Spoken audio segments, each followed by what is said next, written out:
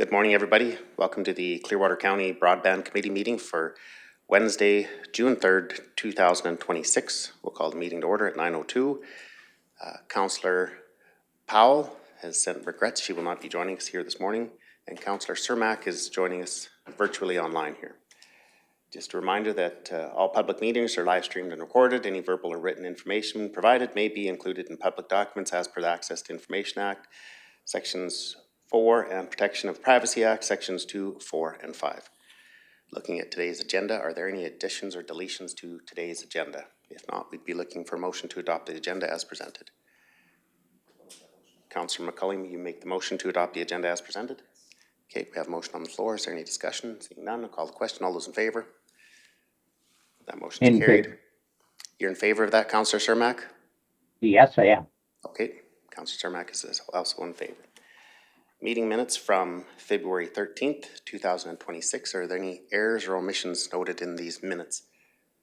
If not, we'd be looking for a motion to adopt the minutes as presented. I'll make that motion to adopt as presented. Okay, Deputy Reeve McKay makes a motion to adopt the minutes from the February 13th, 2026 meeting minutes as presented. Seeing no further discussion, all those in favor? Councillor Cermak, he's in favor. Motion is carried. Moving on to corporate services. A combination of current Universal Broadband Fund projects. And at this point in time, I'll invite Director Hagan to present this item. Thank you, Mr. Chair. And thank you all for being able to accommodate this meeting on such short notice. First item today is an information item for the committee. The Government of Canada has decided to significantly downsize the Department of Industry, Science, Economic Development, commonly known as ISED. As a result, they've decided to merge all the current Clearwater County Universal Broadband Funds, or UBF, projects together. This decision will provide the following benefits to Clearwater County. Reduced administrative burden, as the claims submission and the related reporting can now be done for one project rather than 6. And it provides the county the ability to apply grant funding against the combined costs, which is anticipated to result in a lower contribution requirement for the county than was anticipated under separate agreements. And as a note, the Government of Alberta supports this federal government decision. So in essence, where we were managing 6 different projects, they will now be merged into one. And what this does is it frees up some of the grant funding that might otherwise have been left unused that can now be applied across the projects to eligible costs, thus bringing the county contribution down, saving taxpayer money overall. There is some urgency to these changes on the part of the federal government, thus the need for this meeting under short notice. They're moving very quickly on this. It's a significant downsizing. This department had over 100 staff and they're going down to about 8. So they are looking for ways that they can manage these projects overall through to their completion. So it helps them out, it definitely helps the county out. So I'll turn it back for any questions. Okay, thank you very much, Director Hagan, for that information. Does the committee have any questions at this time? I see Deputy Reeve does. Go ahead, please. Thank you, Reeve. Mr. Hagan, does this give us the ability to now direct these funds to areas that are already considered service, such as some of the hamlets where we would see higher uptake? Or are we still restricted to the original plan, I guess? Yeah, it does not give us the flexibility to do that, nor does it give the federal government or the provincial government any additional budget money to increase our grants overall. But it does allow us some flexibility for some of the properties that were considered eligible, and we will be servicing them where we would have hit a maximum funding on a project by project basis. Now that we've got this combined overall maximum, we can access those funds. So that reduces what would have been a 100% burden on the county to now roughly a 25% burden to contribute to that. So it does save the county money overall, Unfortunately, at this point, it doesn't expand the scope of what we're able to service. Okay, thank you for that. And secondly, if I may, Yeah, go ahead. oftentimes we see projects getting combined into one as a supervisor takes over many other projects. And this, I'm sure, will be very similar to the concerns in industry, is oftentimes we'll see subcontractors or, you know, others within that project take advantage with billing because there's less supervision at that point. Is there anything to sort of mitigate the inflationary costs that we might see from that? Nothing is changing either on Clearwater County's administrative side, nor our consultants through Arcadis. So we're still gonna have the same scrutiny on every one of those areas that we're currently constructing in that we had before.